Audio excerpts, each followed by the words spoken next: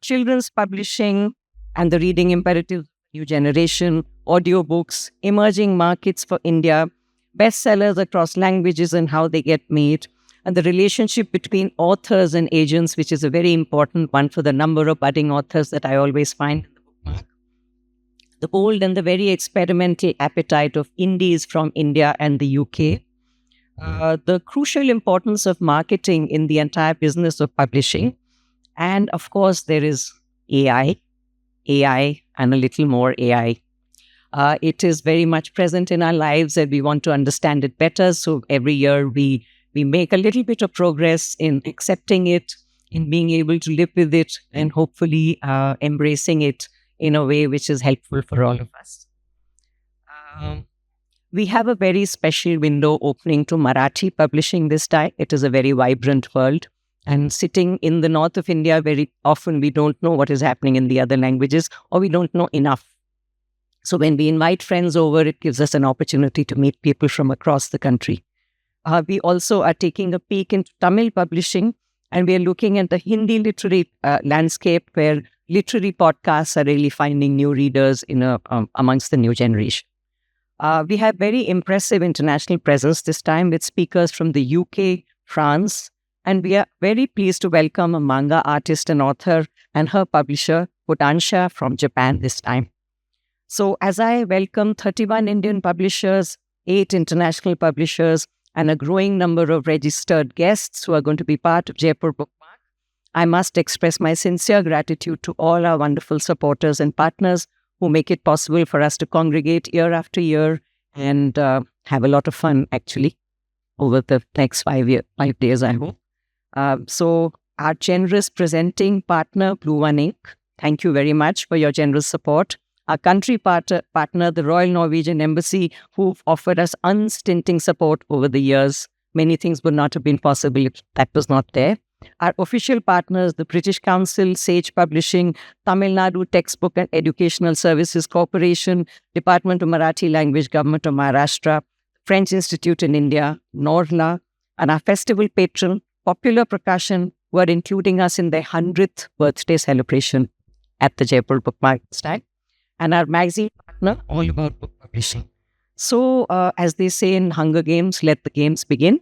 But before we begin the games, I think what we have to do is to unveil our right catalogue, which is something that we do every year, which is give a glimpse into the breadth and the variety of publishing from across languages in India. We have 24 titles in the catalogue this time, representing 8 languages. And I would invite Ambassador Elin Stener to unveil the catalogue.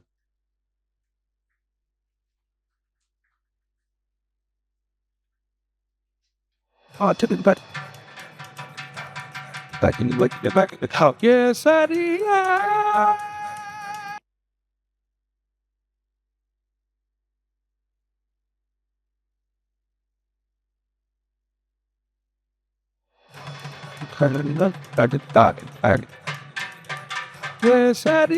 Raghunathji, Pastor Elin Stener, I'm going to have to ask you. I would like you to address the gathering as somebody who supported us over the years, who knows about the catalogue, who knows about the kind of work we do. Please welcome back.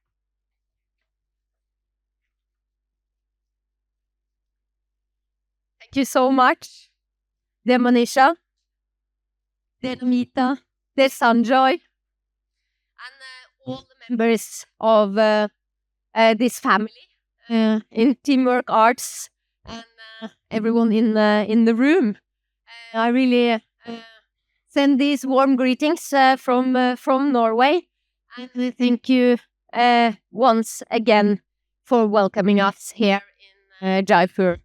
And we are country partner this year, but we have been for many years and for a long time. So I'm really proud of that and really happy to be here. I'm also delighted to be here this year with Norwegian author and historian Ivo de Figueiredo sitting there. I also have with me Anne Beate Hovin, the director of Norway's unique Future Library. She's also here in the audience. And finally, Oliver Bøystad from Nordla that you mentioned, Manisha, Norwegian literature abroad. He will also be joining us tomorrow evening here at the BookMark. And of course, I also have with me colleagues from the embassy. We are so happy for this partnership with Jaipur BookMark. I'm especially happy to be among all of you who work every day to keep books alive, to keep books relevant, and especially in these times of rapid change. Norway's support for Jaipur BookMark is resting on two pillars. The first one, to present Norway and Norwegian literature to the many publishers, agents, and authors gathered here from India and across the world. And second, to support freedom of expression, freedom of speech, which is essential for democracies like Norway and India. Let me say a little bit about Norway for those who are not that familiar with us. We have a rich literary heritage. It's been shaped by writers such as Henrik Ibsen, Knut Hamsun, Sigrid Undset. That tradition continues also with contemporary voices, including 2023 Nobel laureate Jon Fosse, best-selling authors such as Karl Ove Knausgård, Jo Nesbø, Jostein Gaarder, Maja Lunde. My Norwegian pronunciation, but they might still be familiar to you. In Norway, we are fortunate to have a highly literate population and a strong reading culture. Books are widely read, discussed and cherished, supported by public libraries and policies that encourage access for all. Government funding plays an important role in sustaining literary diversity, from poetry, non-fiction, to experimental writing and children's books. An important part of this ecosystem is our commitment to translation and international exchange. Through NORLA, Norwegian literature travels far beyond our borders. Since 2004, more than 8,000 Norwegian titles have been translated into over 70 languages, building bridges between cultures through stories. Our publishing industry also is diverse, with both independent publishers and larger houses contributing to a dynamic and balanced market.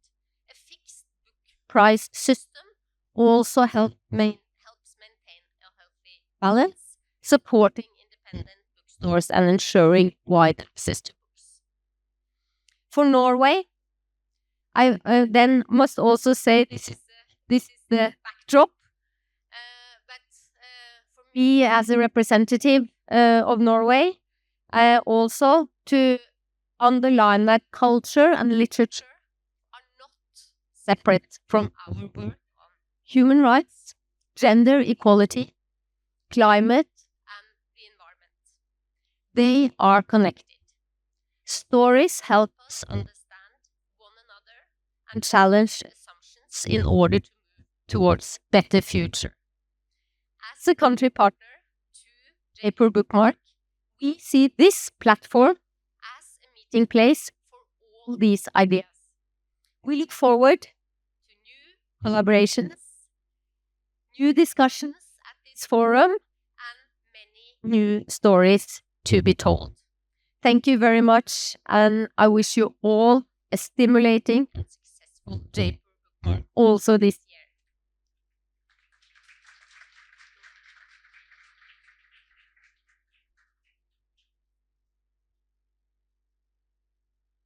Thank you so much, Ambassador, for that very warm and very inspiring address. May I now request Sanjoy Roy to come and address the gathering? Thank you so much, Ambassador. For many of you who don't know, but Manisha is a schoolmate of mine. Of course, I'm 32. She may be older, but spoiler alert there, but obviously she was in the much more, she was in the group that was way more intelligent than people like me who were spending time doing theater and everything else, which is the reason she's here as our director. So thank you so much, Manisha, for everything that you've done and all the work that you've done for children's publishing as well. Ambassador May-elin and the Norway Embassy, you've been our friends for countless number of years. Your belief in language, your belief in translation, in many ways has helped Namita and Samohan and Manisha and me make this such a special gathering every year, year on year. This year, I was really delighted to see the amount of attention that the Jaipur BookMark received across publications. There was this huge thing about how it's growing into one of the better platforms for discussions around books and ideas. We've got people like Anand Padmanabhan from HarperCollins here, who's taken time away from the World Book Fair to be here at Jaipur, and a big thank you and a shout out to him.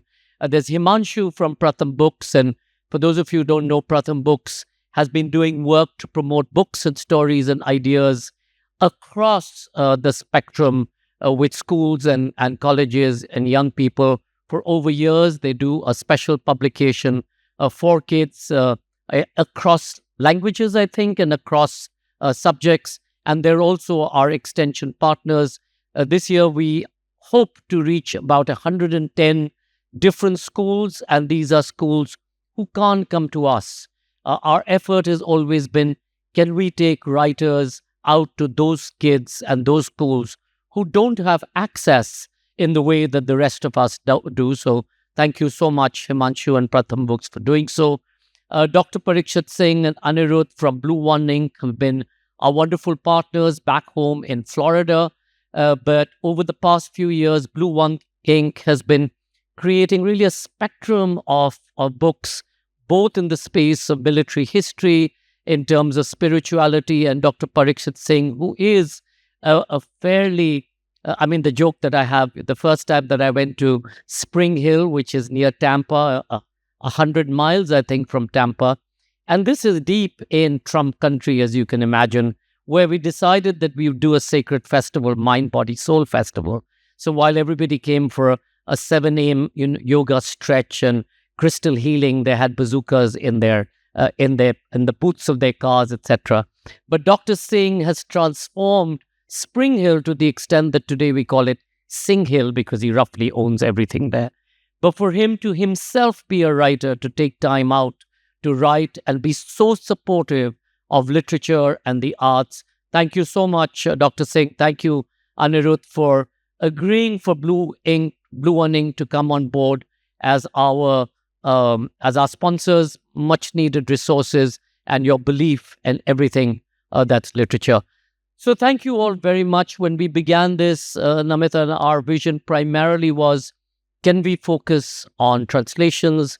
Can we focus on the rich pickings that we have across languages here in India? And can we celebrate the international languages as well? Can we build bridges between communities, between India and Europe and Asia and America, and get rights folks to come in here, look at rights, buy and sell rights? We have a wonderful, for the first time, I think we've got a whole comics creation here. If you all go down the art gully, which is on the other side of the foyer, you'll see that comics, and Nina and her colleagues have created these beautiful classic editions, but graphic novels of classic literature. So do go and have a look. They've got some books here as well on their bookshelf. And that's our effort. New ways to celebrate literature, new ways to bring people together, new ways to tell stories, new ways to receive stories. Thank you all very much, and have a wonderful festival. On behalf of Samohan, Manisha, myself, and Namita Gokhale, have a wonderful JBM. Look forward to closing this out with the Festival Directors Roundtable on the 19th at 2-ish p.m., I think. Best I can do.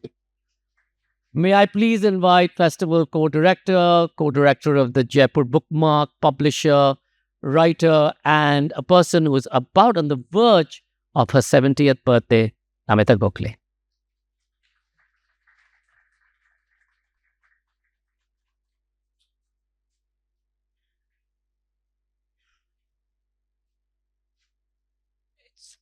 Always wonderful to be back here.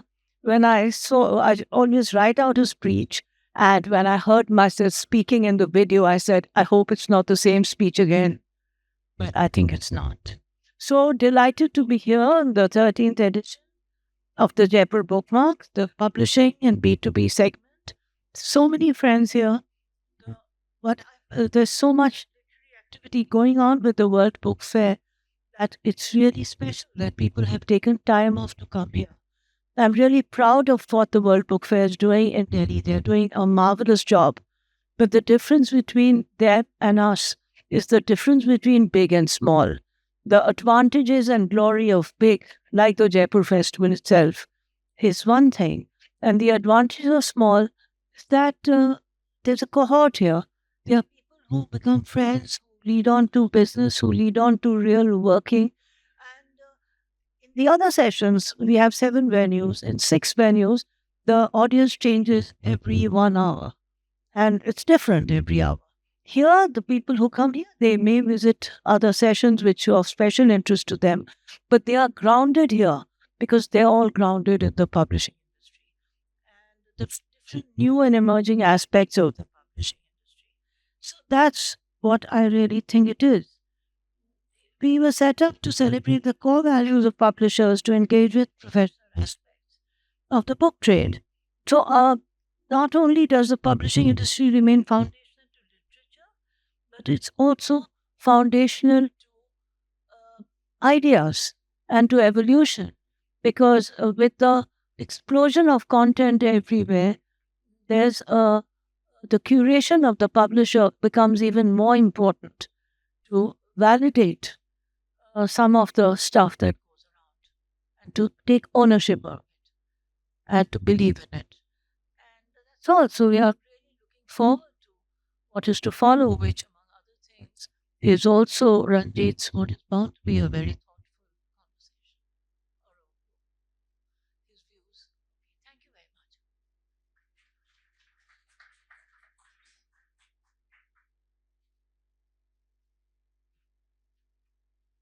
Before I call Ranjit to share his views, may I request Dr. Parikshit to come and say a few words, please,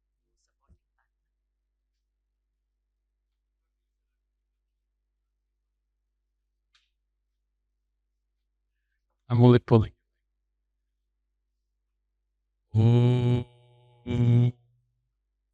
Agnimi Ide Purohitai Yajnasya Deva Prithvijam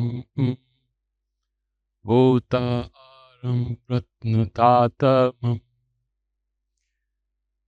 Why do I start with this line from an ancient Sanskrit text? Because it is the first lyric of humanity. It comes from the Rig Veda, the Agni Suktam, the fire that we lit. It's an auspicious beginning, and that's how in our tradition, we start with the fire. That's why I came with this invocation, because it is a 4,000-year-old invocation, at least as far as we know. It could be older. Especially for us who love books, love to write, love to publish, where we are struggling with sustaining the old and disrupting the present. This is a beautiful lineage that comes to us. This is civilizational memory. And more than that, it is the memory of humanity. That is the genius with which our ancient forefathers created poetry and created it in such a manner that it could be carried on for 4,000 years. Precise even to the pronunciation of each consonant, each vowel, each phoneme. I bring that thought to you to realize that preservation of the word comes from the dawns of our humanity, a shared humanity that is not one country, one religion, one denomination, or one thought. And I just attended this session on Proto, where they were talking about languages. Beautiful session. And I had, of course, many questions. They didn't allow me. That's another story. I don't want to go into that. But if we go back into how these languages were preserved, generation to generation, people gave 10, 15, 20 years of their lives remembering this long compilation of various poets coming together. It's awe-inspiring. I've tried briefly to put it together and try to elaborate on it here, but I really can't do justice to it.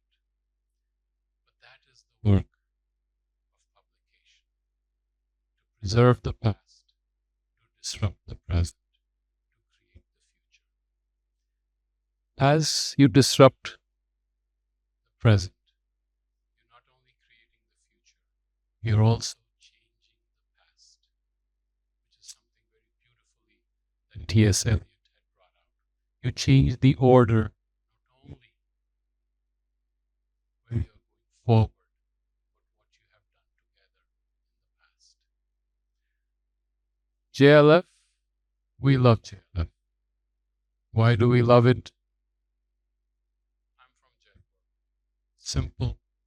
But the love of arts, love of literature, love of music, culture, gives us an opening, a door, a ray of light in this complex world. And so, I think more and more such an engagement is needed. More and more such space is needed. Unfortunately, I made this suggestion to my friend Anirudh 5, 6 years ago. He took it too seriously and created a publishing company. Bad move. Never give such a suggestion to a friend. Because the usual dictum in the publishing industry is, the question is, how do you become a millionaire through publishing? Start off as a billionaire. It is tough, extremely difficult, extremely challenging, and yet all power to you. Kudos to all of you who can do this, be in this art and business of publishing, deal with difficult people, authors who have their own worldview, who are strange, who are weird, but have something to offer. That weirdness is what we need. Our original suggestion was to neither belong to the left, nor to the right, nor to any side. And our only goal was focus on the highest quality, excellence, for books have a way to transform lives. So thank you all. I love to be here. It's just being with the books. I'm too old-fashioned. I want to touch them. I want to hold them. I want to smell them. And as the Jewish proverb says, I want to eat them. That's the fun of having great books. Thank you. And another plug for a friend, Makarand Paranjape. With this festival, he has brought in resuscitated a line of publishing where he is focusing only on the best literature, excellent literature, which starts with my poetry, of course, but that's another story. But he has started on a new venture to publish poetry. I want to tell him another bad move, but we'll find out. Thank you and good luck.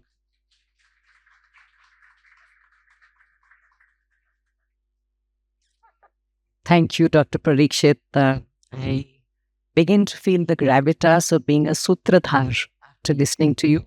You're talking about Shruti, Smriti, Sup, many, many things, all kinds of gyan and the formats in which we can absorb it.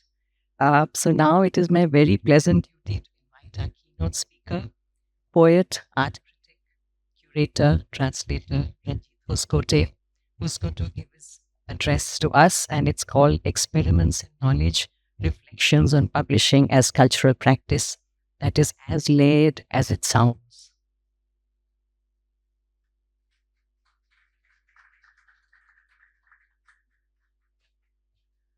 The trick is to get rid of the difficult part of the title. But to begin more formally, Excellencies, friends, and Sahridayas, I'm going to use this term, which is not easily translatable, to refer to all of us, because we are, so to speak, of one heart, and aligned in our desire to preserve what has gone before and to think about and speak of the future. Please indulge me while I begin this brief meditation on publishing as a cultural practice on a personal, memoristic note. As an author whose first book appeared 35 years ago, Makran's book and mine, a very long time ago, when I was 22, I have always looked to publishing as a guarantor of my chosen forms of expression. And now, as I near the tide mark of 60, I begin to think of publishing as an eventual guarantor of my literary afterlife. Admittedly, with much optimism, through such forms as the backlist, the critical selection, and the annotated edition. If pressed, many authors would probably admit to similar hopes, or delusions, if you like, concerning the manner in which their work will outlive them. So it's really galling when cultural commentators periodically predict with morbid glee the irrelevance of the printed book to an audience of digital natives. We've all heard this. Or the demise of the reading habit among young people habituated to the touch screen, or the stagnation of the literary festival. Fortunately, the reading habit can rebut such predictions by borrowing Mark Twain's rebuttal of the news that he had passed on to a better place, and as you all know, he said, the reports of my death have been greatly exaggerated. Closer in time, writing in the Economic Times about 2 weeks ago, our distinguished colleague, Anant Padmanabhan, CEO of HarperCollins India, observed dryly that books have survived every prediction of their demise, and I quote, "In 1992, hypertext was supposed to make novels obsolete. In 2009, everyone said Facebook had fragmented our attention beyond repair. Then in 2024, Instagram Reels and TikTok were blamed for brain rot and the death of deep reading." End of quote. Joining those who herald this year as the year of the analog, Padmanabhan continues, and I quote, "Most of these obituaries were written in markets where books were inherited by new readers before they were ever chosen. So while the rest of the world reported flat sales in 2025, India grew by 28.6%. Fiction sales rose 30.7% in 2024, and Gen Z now accounts for 37% of India's print book volumes." End of quote.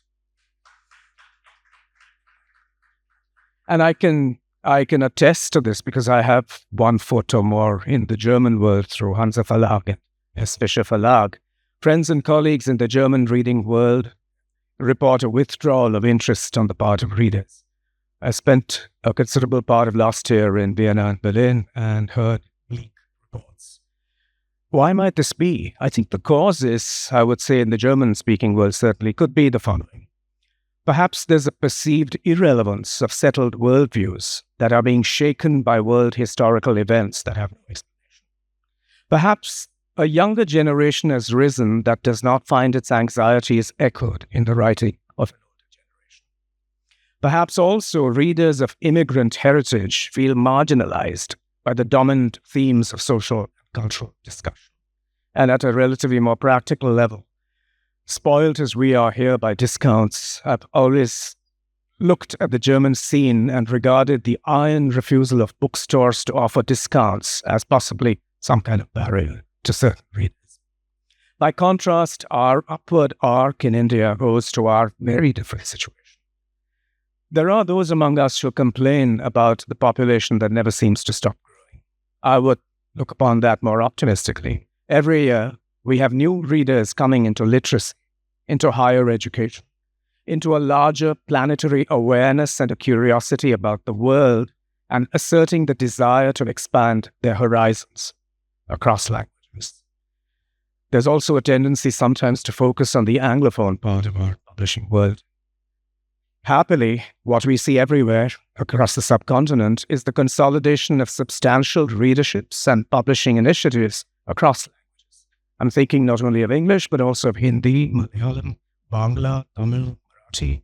And of course, the emphasis on translation in these parts is crucial because it keeps alive the possibility of dialogue across language universes. And the efflorescence of literature festivals and literary gatherings, reading circles and discussion groups is also very crucial. We tend not to see it because we focus quite often at the larger, higher, more visible end of the spectrum. It's a question of scale. We tend to notice the JLF, the Kerala Literature Festival, the Mathrubhumi International Festival of Letters, Mumbai Lit Live. All of these are absolutely marvelous. Anyone who's been there will attest to the surging crowds, many of them young people, and the multilingual programming and the availability of books, which really speaks for a vibrant culture.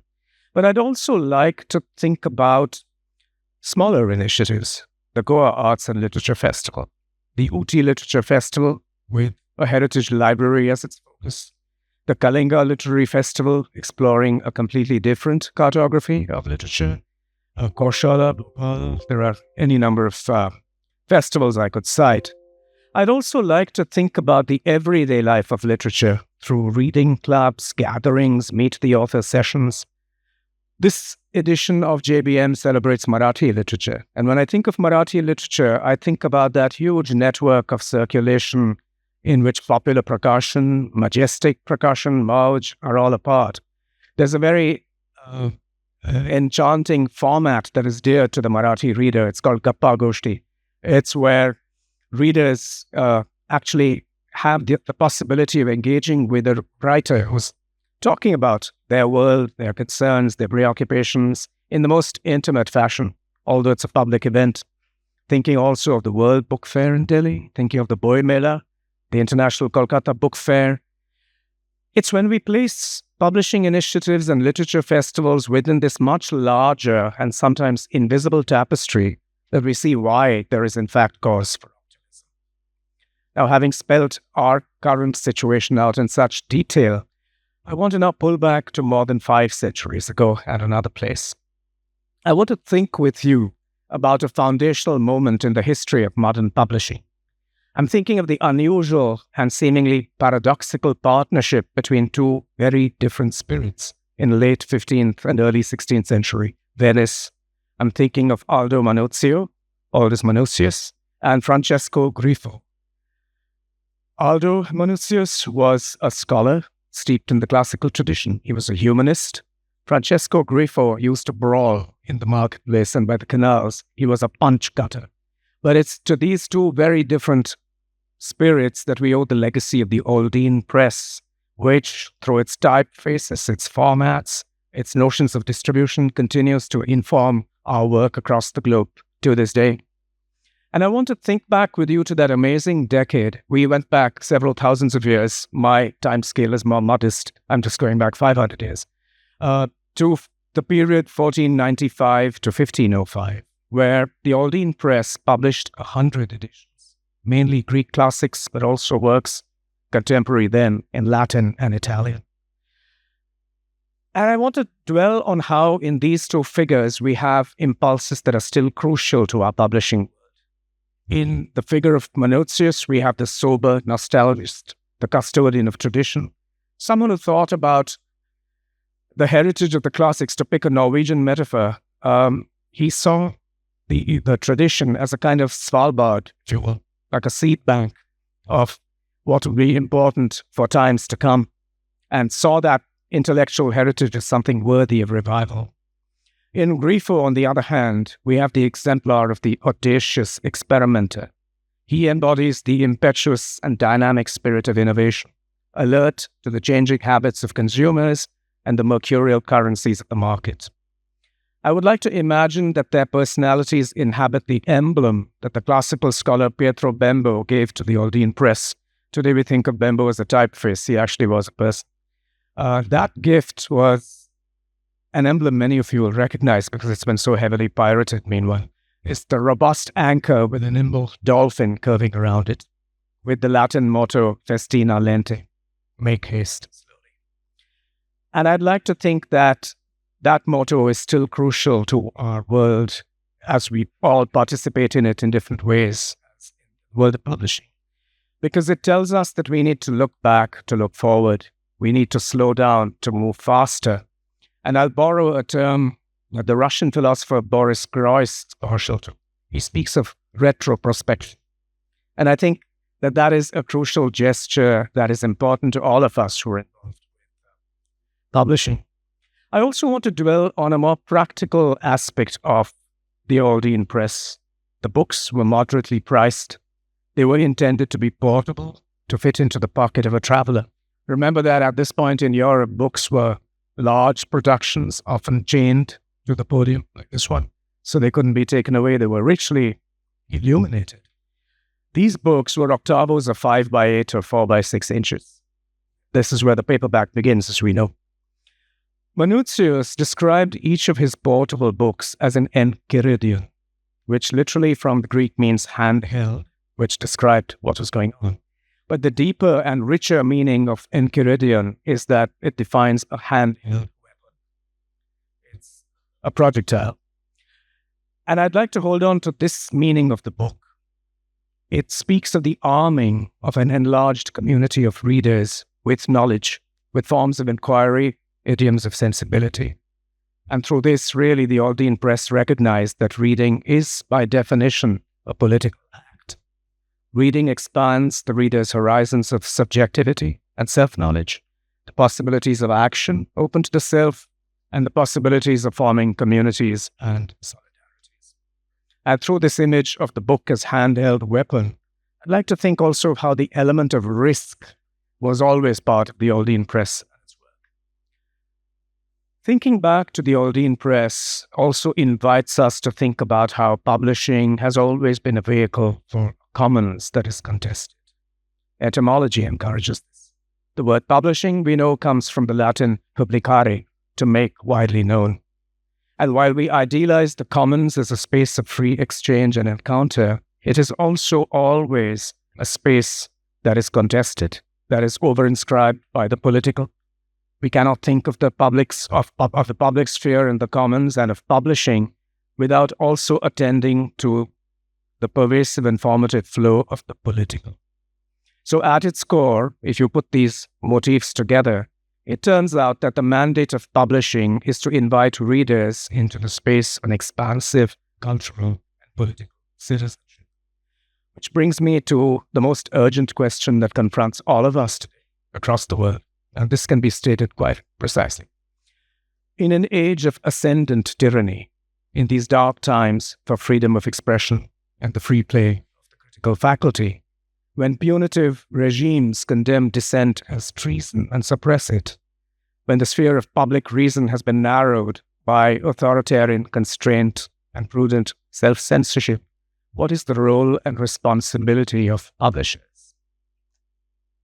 Etymology, again, insists on the intimate link between publishing, from publicaria, to make widely known, and the republic, from res publica, an entity concerning or belonging to the people. What do you do when, as publishers, you or we want to make things widely known, but when the res publica has been taken away from the people? We know what we can do in an age of participatory politics, but what can we do in an age of punitive politics? How might publishing continue with its political role, if you will, of safeguarding citizenship? I want to dwell briefly on a scenario that is playing out in Russia, with which some of you are doubtless familiar. It really reminded me certainly of Ray Bradbury's novel, Fahrenheit 451. It reminded me forcefully also of how dystopia no longer describes the future, it describes the present that we are moving through in an unwary manner. Also, even as some of us are nostalgic about Samizdat, underground publishing and distribution network during the Soviet era, it's chilling to read the literary critic Alex Mesropov, who writes on the independent Russian media platform Meduza last week, and I quote him.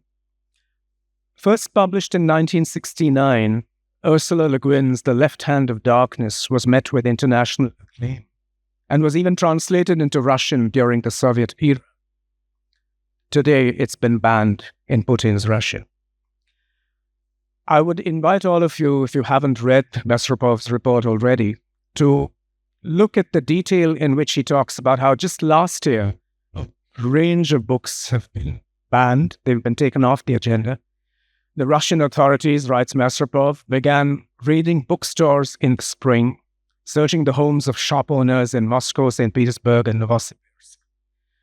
If in 2024 officials focused primarily on whether books carried the required foreign agent labels, in 2025 they increasingly targeted LGBT literature or supposed links to undesirable organizations.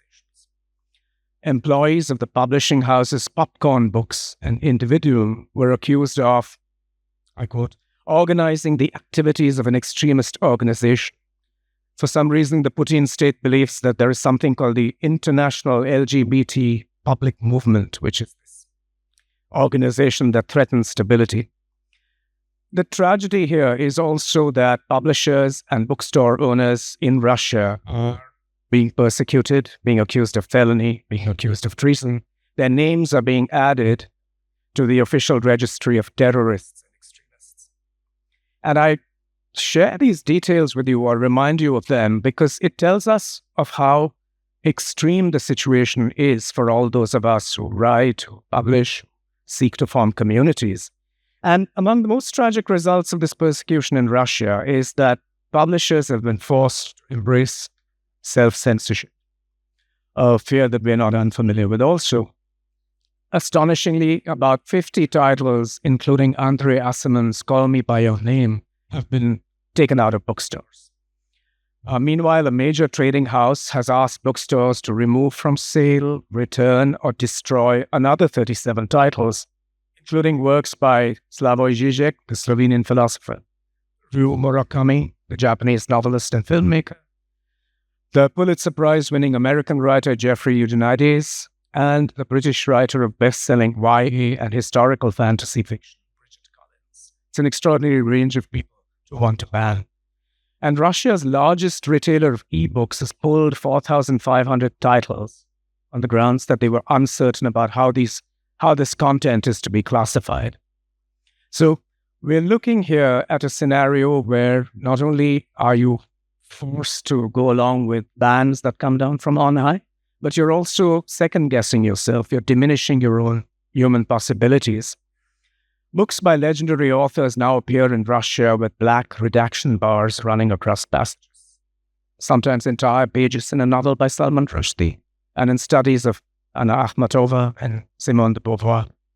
The list of taboo topics includes, this enumeration is far from exhaustive, any criticism of Russia's invasion of Ukraine, LGBTQ plus issues, decolonial perspectives, comparisons made between the Soviet Union and Nazi Germany, descriptions of drug use, suicide, and references to human rights organizations. So it's an extraordinary range of concerns that you can no longer discuss or publish or distribute in Russia. As I read this, I found myself thinking that it's a purge of Stalinist magnitude, this time visited upon books rather than individuals. But in the end, that comes to much the same thing. As Heinrich Heine observed with bleak precision in a play called Almanzor, 1823, dort wo man Bücher verbrennt, verbrennt man auch in der Menschen. Where they burn books, they will in the end burn people too.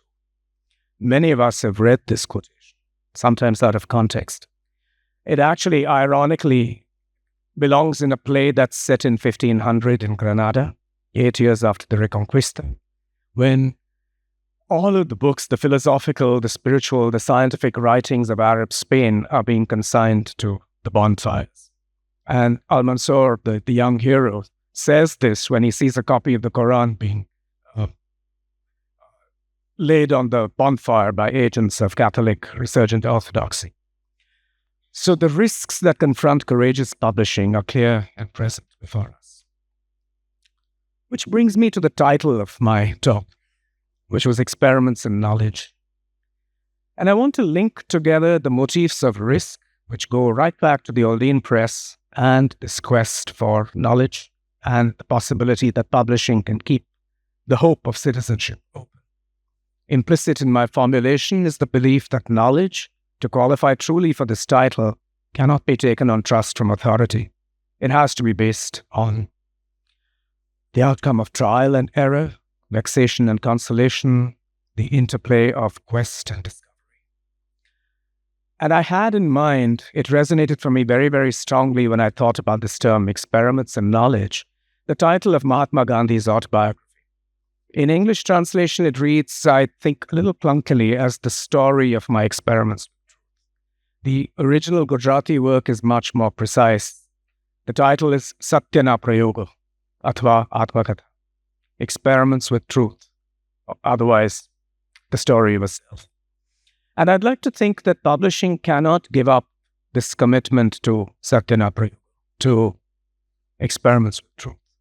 And I fully understand as a participant in this sphere how very precarious and risky this business already is. While allowing for the necessity of surviving by navigating a course through tricky political and economic waters, publishing must recognize that it cannot simply be about commerce, it cannot be about volumes, it cannot be only about P and L, which dangles above the heads of authors. Publishing must see itself as a cultural practice, must stand in solidarity with other cultural practices and support the spirit of inquiry, doubt, dissent, and critique. It must retain its place as a practice geared to imagining the world differently, imagining the world otherwise. Because really, this is what I think makes publishing worth it for all of us, other than the, as I said, precarious margins that we all hold on to. The fact is that as people involved in publishing, we see ourselves as part of a great human adventure. And no knowledge along this human adventure was ever attained without risk.